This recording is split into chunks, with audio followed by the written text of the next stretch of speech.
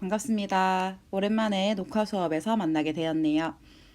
이제 오늘 녹화 수업을 진행하기에 앞서서 앞으로 온라인 강의에서 녹화 수업과 실시간 수업의 비율을 얘기해 주도록 하겠습니다. 2학기 들어서 실시했던 설문조사에서 녹화 수업과 실시간 수업 둘 중에 어느 것이 좋냐라는 질문을 했을 때 10명 중에 7명 정도의 학생이 녹화 수업이 좋다고 얘기했습니다. 공부를 할 때 복습하기 좋고 자신의 진도에 따라서 조절할 수 있고 특히 시험 기간에 다시 볼 수 있어서 좋다는 의견이 많았습니다. 반면에 10명 중 3명은 실시간 수업이 좋다고 했습니다. 왜냐하면 조금 더 긴장하게 되고 질문을 하기에 좋고 이해하는 데 도움이 된다고 말해 주었습니다. 전체적인 의견을 고려했을 때 앞으로 개념 강의 같은 경우에는 녹화 수업을 하고 그 다음 적용하는 수업은 실시간으로 하려고 합니다. 개념 강의 같은 경우에는 그 개념을 정확하게 알고 여러 번 복습을 하는 게 도움이 될 거라고 판단을 했고요. 그때 배운 개념을 바탕으로 적용하는 건 내가 잘못하고 있는 부분을 확인하고 다른 친구들이 잘하고 있는지 보는 걸 통해서 배울 수 있기 때문에 실시간으로 하기로 결정했습니다.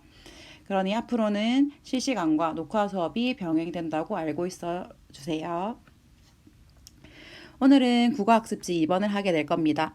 교과서는 따로 보지 않을 거고요. 현재 우리는 1단원 표현의 빛깔 중 소단원 1 시로 표현하기에 대해서 배우고 있습니다. 오늘의 학습 목표는 첫 번째, 운율의 개념을 말할 수 있다. 두 번째, 운율의 형성 방법을 예시와 관련지어 말할 수 있다. 세 번째, 운율의 종류를 예시와 관련지어 말할 수 있다라고 적혀 있습니다. 지금 학습 목표 하나, 둘, 셋, 세 개에서 공통적으로 들어가 있는 말은 바로 운율입니다. 지난 시간에 우리가 운율과 관련된 개념을 직접 요약해 봤고요. 오늘은 선생님과 같이 이 운율에 대해서 조금 더 깊이 있게 배워보는 시간을 가지겠습니다.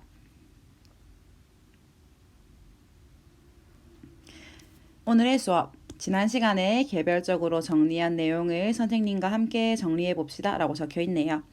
우선 학습 목표 1번과 관련해서 운율의 개념에 대해 확인해 보겠습니다. 운율은 시를 읽을 때 느껴지는 말의 가락입니다.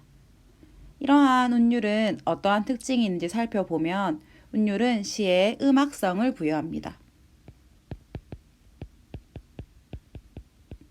다른 말로 리듬감을 부여한다 라고 생각해 주면 돼요. 어떠한 여러 가지 방식을 통해서 운율을 형성했을 때 결과적으로 시 전체에 뭔가 노래를 부르는 듯한 리듬감이 느껴지는 듯한 효과를 주는 것이 바로 운율입니다.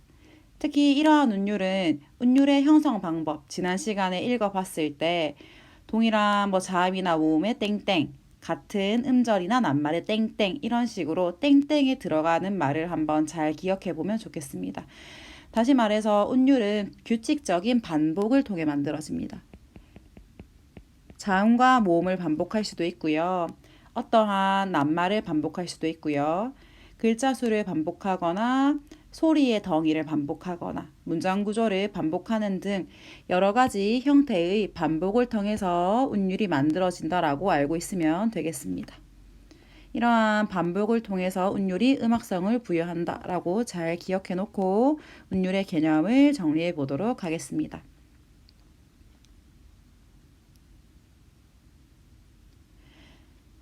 그렇다면 이러한 운율은 과연 어떻게 형성되는지 그 운율의 형성 방법을 함께 정리해 보겠습니다. 크게 운율의 형성 방법은 우리가 중학교 2학년 수준에서 6가지 정도 알고 있으면 좋겠습니다.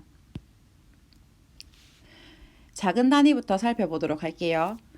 운율을 형성하는 방법으로는 동일한 자음이나 아니면 모음을 반복하는 경우에 운율이 형성된다고 얘기해 줍니다. 혹시 자음과 모음을 모르는 친구들도 있을 거기 때문에 간단하게 정리하면 자음은 기역, 니은, 디귿과 같은 아이들을 자음이라고 불러주고요. 모음은 그러면 뭐가 되겠어요? 네, 그렇습니다. 아야, 여와 같은 것들이 모음에 해당합니다. 같은 자음이나 모음을 반복했을 때 우리가 운율을 형성한다라고 얘기해 줄 수 있어요. 옆에 나와 있는 예를 한번 보겠습니다. 지금 예에 7개 글자가 적혀 있지요. 이 글자를 눈으로 잠시 읽어 보겠습니다. 자, 지금 읽어 보았나요? 지금 여러분들이 눈으로 읽은 것을 선생님이 한번 소리 내어 말해 보겠습니다. 갈래 갈래 갈림길. 아마 눈으로 읽었을 때와 소리로 들었을 때 느낌이 사뭇 다를 것입니다. 운율을 어떻게 형성하고 있는지를 살펴보기 위해서는 눈으로 읽는 것보다는 소리를 내어서 시를 읽어보는 것이 훨씬 더 도움이 됩니다. 지금 갈래 갈래 갈림길에서는 동일한 자음과 모음 중 반복되는 것이 어떤 것인가요? 네, 그렇습니다. 갈래 갈래 갈림길에서 지금 자음이 반복되고 있어요. 자음 기억도 반복되고 있고요. 리을도 반복적으로 나타내 있네요. 자음, 기억, 리을의 반복. 이러한 기억과 리을, 자음을 반복함으로써 현재 운율을 형성해 주고 있습니다. 1번, 동일한 자음이나 모음의 반복 말고 또 다른 어떤 형성 방법이 있는지 확인해 보겠습니다. 두 번째로는 같은 음절이나 낱말을 반복한다라고 적혀 있어요. 쉽게 생각해서 여기에서 음절이라고 적혀 있는데 음절은 그냥 글자라고 생각해주면 조금 더 쉽습니다. 한번 옆에서 볼게요. 잔디 잔디 금잔디라고 되어 있어요. 지금 여기에 나와 있는 잔디 잔디 금잔디에서는 무엇이 반복되고 있습니까? 네, 그렇습니다. 여기에서는 잔디라는 말이 반복되고 있어요. 특히 이러한 잔디는 낱말이라고 적어주면 좋겠네요. 낱말, 잔디의 반복. 같은 낱말을 반복함으로써 운율을 형성해 주고 있습니다. 자, 세 번째 운율 형성 방법 살펴보겠습니다. 세 번째는 일정한 음절 수를 반복함으로써 운율을 형성할 수도 있습니다. 이렇게 일정한 음절 수를 반복하는 것을 다른 말로 음수율이라고도 부릅니다. 조금 전에 2번에서도 음절이라는 말이 나왔었죠. 음절이라는 거 조금 더 살펴보고 넘어가겠습니다. 여기 살짝 위쪽으로 올게요. 음절이라고 하면 소리를 냈을 때 한 덩이를 얘기를 해주는 거예요. 어떻게 쉽게 얘기해서 예를 한번 들어보겠습니다. 집 앞으로 라는 말이 있을 때 이것을 소리 나는 대로 적어보면 집 앞으로 라고 적히게 됩니다. 집 앞으로 라고 얘기를 했을 때 쭉 연음이 된다고 생각을 하면 집 앞으로라고 발음이 됐을 때 집 앞으로 하나 소리 나는 단위를 음절이라고 얘기하거든요. 근데 조금 쉽게 생각을 하게 되면 그냥 글자 수라고 생각하고 넘어가면 됩니다. 정확한 개념은 아니지만 음절이라는 말이 나왔을 때 대충 글자 수랑 비슷하다라고 생각해 주시면 됩니다. 일정한 음절 수를 반복하는 것을 음수율이라고 하고요. 4번에 내려오면 일정한 음보수를 반복할 수도 있습니다. 일정한 음보수를 반복하는 것을 다시 말해 음보율이라고도 부릅니다. 여기에 나타나 있는 보자가 한자로 걸을 보자입니다. 걷다 보자인데 이 한 걸음 한 걸음을 걸을 때 말을 할 수 있는 덩어리를 우리가 음보라고 보통 얘기해요. 세 글자에서 보통 네 글자 정도 되는 것을 음보라고 얘기해 줍니다. 한번 옆에 나와 있는 예에서 우리가 지금 나타나 있는 음수율과 음보율에 대해 살펴보겠습니다. 우선은 음수율 같은 경우에는 선생님이 파란 색깔로 표시를 해볼게요. 음수율은 쉽게 말해서 글자 수라고 얘기했습니다. 봄바람 하늘 넘노는 길에 연분홍 송이 하도 반가워. 보통 이렇게 나와 있는 것을 어떤 음수율이라고 불러주냐면 여기서 한번 잘라줍니다. 잘라서 앞부분에 봄바람, 하늘 7글자죠. 그 다음 넘노는 길에 5글자입니다. 7글자, 5글자. 다시 말해서 7음절, 5음절이 연달아 나온다라고 해서 이러한 음수율을 바로 7, 5조라고 얘기합니다. 아래쪽에 보면 마찬가지입니다. 연분홍, 송이, 송이 이렇게 7글자. 그 다음 하도 반가워 5글자. 이렇게 7글자, 5글자. 7음절, 5음절로 이어지는 음수율을 바로 7호조라고 저희가 불러주고 있습니다. 반면에 음보율은 선생님이 지금 보라 색깔로 한번 표시해 볼게요. 우리가 걸으면서 이 시를 읽는다고 생각해 보시면 됩니다. 우리가 걸을 때 봄바람 하는 하늘 이렇게 말하지 않잖아요. 한 걸음 한 걸음 살살 걸으면서 우리가 끊어서 있습니다. 봄바람 하늘 하늘 넘노는 길에 연분홍 송이 송이 하도 반가워. 각 행이 지금 3번 나뉘어져서 읽혀지고 있습니다. 읽히고 있죠? 삼음보라고 볼 수 있어요. 3번 나누어서 읽을 수 있기 때문에 이 부분에 대해서 조금 헷갈리거나 궁금하면 일어나서 어디에서 끊으면서 한 걸음 한 걸음 떼는 것이 제일 자연스러운지 한번 생각해 보도록 합니다. 음수율과 음보율에 대해서는 뒤에서도 나올 거니까 지금 약간 이해가 안 되더라도 한번 뒤에서 다시 보고 돌아오면 이해할 수 있을 겁니다. 그 다음 5번째 운율 형성 방법은 비슷한 문장 구조를 반복했을 때에도 운율이 형성됩니다. 비슷한 문장의 모양이 나타났을 때 어떻게 운율이 형성이 되는가 옆에 한번 같이 보겠습니다. 꽃피는 4월이면 진달래 향기, 미익는 5월이면 보리 내음새. 뭐뭐하는 몇 월이면 뭐뭐뭐뭐뭐. 보통 지금 이제 냄새, 향기, 코로 맡을 수 있는 후각에 대한 정보가 나와 있는 것 같아요. 그 다음 미익는 몇 월이면 땡땡땡땡땡. 옆에서 보시면은 어떻게 나와 있느냐. 뭐뭐하는 몇 월이면 뭐뭐뭐뭐 하다. 이 부분에는 지금 후각에 대한 정보가 나타나 있지요. 위아래 지금 비슷한 문장 구조를 반복함으로써 운율을 형성해 주고 있습니다. 중요한 부분은 아까 전에 운율의 개념 설명할 때 이렇게 얘기를 했었어요. 운율의 개념에서 특징 부분에 보면 규칙적인 반복을 통해 운율이 형성된다고 얘기했어요. 동일한 자음이나 모음을 반복하는 것, 같은 음절이나 낱말을 반복하는 것, 음절수를 반복하거나 음보수를 반복하거나 문장 구조를 비슷하게 반복하거나 이러한 반복을 통해서 운율이 형성된다고 잘 기억해 놓으면 좋겠습니다.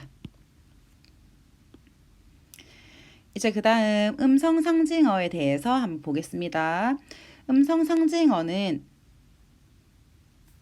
크게 소리를 나타내는 것과 모양을 나타내는 것은 아닙니다. 소리를 나타내는 것은 의성어라고 불러줘요. 그 다음 모양을 나타내는 것은 의태어라고 얘기합니다. 개념보다 시에서 바로 보는 것이 조금 더 이해에 도움이 될 것 같아요.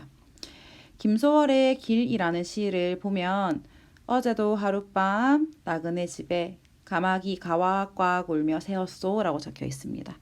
지금 여기에서 가마귀가 울고 있는 소리를 까까 이라고 적지 않고 가왁 가왁이라고 까마귀 소리를 얘기해 주고 있어요. 이렇게 특정한 소리를 표현해 주는 음성 상징어를 바로 의성어라고 얘기합니다. 이러한 의성어를 사용할 때 운율이 형성될 수 있고요. 아래쪽에 김억의 연분홍 송이송이라는 시를 잠시 보면 연분홍 송이송이 하도 반가워 나비는 너훌너훌 춤을 춥니다 라고 되어 있어요. 나비가 춤을 추고 있는 너풀너풀한 모양, 나비가 춤추는 모양, 나는 모양이겠죠. 쉽게 얘기해서 나비가 날고 있는 모양을 표현해주는 의태어입니다. 언어를 통해서 소리를 표현해 주거나 모양을 표현해 주는 말을 각각 의성어, 의태어라고 불러줍니다. 이러한 의성어, 의태어를 활용해서 운율을 형성할 수 있다라고 알아놓으면 되겠습니다. 지금까지 우리가 운율의 개념, 그 다음 운율의 형성 방법 5가지, 반복과 연결되는 5가지 플러스 음성 상징어까지 총 6개 배웠습니다. 개념과 운율의 형성 방법 정리해 놓고 그 다음 아래쪽으로 내려가 보도록 하겠습니다.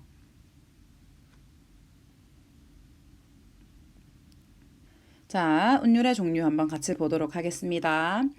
운율의 종류는 크게 외형률과 내재율로 나뉩니다. 외형률과 내재율은 과연 어떻게 다르냐? 외형률은 겉으로 드러나 있기 때문에 눈으로 볼 수 있고, 내재율은 시 속에 숨어 있어서 소리를 내었을 때 확인이 가능하다. 외형률은 겉으로 드러나서 눈으로 볼 수 있고, 내재율은 시 속에 숨어 있기 때문에 소리를 내면 좋다. 아까 전에 갈래 갈림길을 생각해 주시면 되겠습니다. 근데 이러한 외형률은 다시 크게 2가지로 나뉩니다.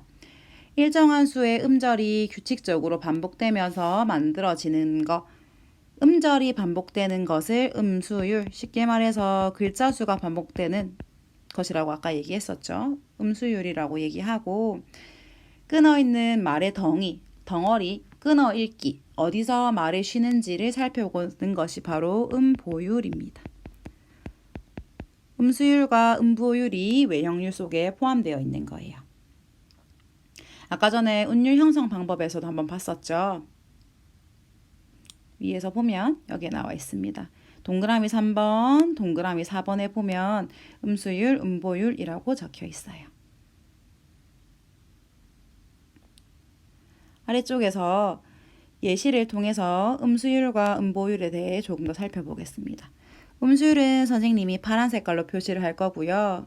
그 다음 음보율은 옆 선생님이 보라 색깔로 표시를 해보겠습니다. 우선 음수율 먼저 확인해 볼게요.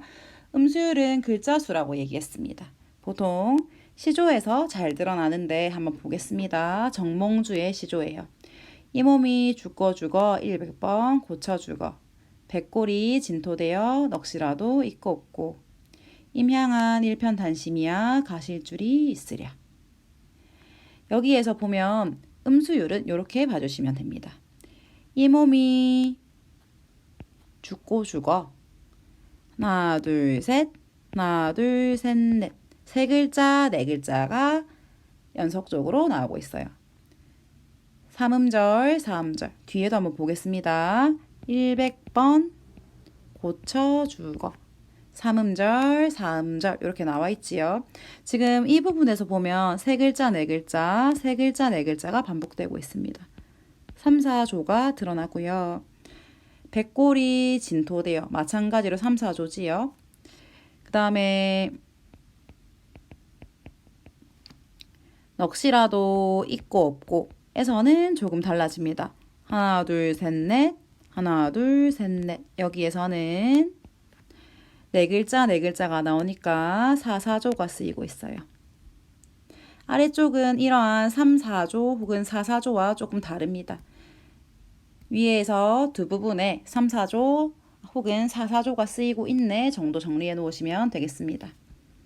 그 다음 음보를 한번 살펴볼게요. 음보율을 보면 이 한 행, 이 몸이 죽고 죽어 100번 고쳐 죽어를 걸으면서 자연스럽게 어디에서 끊어 읽을지 생각을 해보면 여기에서 끊어 읽게 됩니다. 이 몸이 죽고 죽어 100번 고쳐 죽어.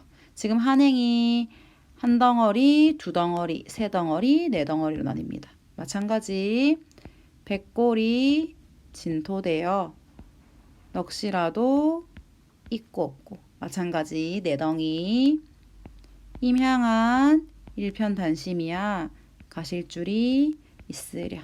4음보로 구성되어 있어요. 글자 수는 3개, 4개, 3개, 4개 혹은 3개, 4개, 4개, 4개 3, 4조, 4, 4조가 나오고 음보로 쳤을 때는 4음보구나 라고 생각해 주시면 되겠습니다. 옆에 나타나 있는 김억의 연분홍 송이송이도 한번 살펴보겠습니다. 아까 위에서 했던 것과 유사해요. 봄바람 하늘 넘노는 길에 7글자와 5글자가 연달아 나오는 7호조 아래쪽도 똑같습니다. 연분홍 송이 7글자 하도 반가워 5글자 7호조가 쓰이고 있고요. 그 다음 음보유를 생각해 보면 자연스럽게 끊어읽게 되는 곳이 봄바람 하늘하늘 넘노는 길에 한 덩어리 두 덩어리 세 덩어리 연분홍 송이송이 하도 반가워. 마찬가지로 세 덩어리입니다. 삼음보에 해당해요. 보통 한음보가 5글자를 넘어가면 한 걸음 떼고 그 다음 걸음을 걸을 때 읽기가 힘들거든요. 그래서 보통 3글자나 4글자, 많아야 5글자 정도가 한음보 속에 속한다라고 알고 있으면 되겠습니다. 보통은 3글자에서 4글자 정도, 많으면 5글자까지 음보에 속한다, 한음보에 이렇게 기억해 놓으면 되겠습니다. 외용률에서는 음수율과 음보율로 나뉜다. 보통 여기 나와 있는 음수율과 음보율이 거의 전부입니다. 보통 3음보 혹은 4음보고요. 3, 4조 아니면 7, 5조에 해당합니다. 내재율은 시를 직접 읽으면서 파악해 주어야 합니다. 그러면 우리가 지금 보았던 운율의 개념, 형성 방법, 그 다음 운율의 종류를 바탕으로 예시를 조금 더 살펴보도록 하겠습니다. 그 예시는 언제 살펴보느냐? 등교에서 살펴보도록 하겠습니다. 오늘 수업 고생했고요. 팀즈 돌아와서 다시 한번 같이 복습하고 마치도록 하겠습니다. 수고하셨습니다. 좀 이따 봐요.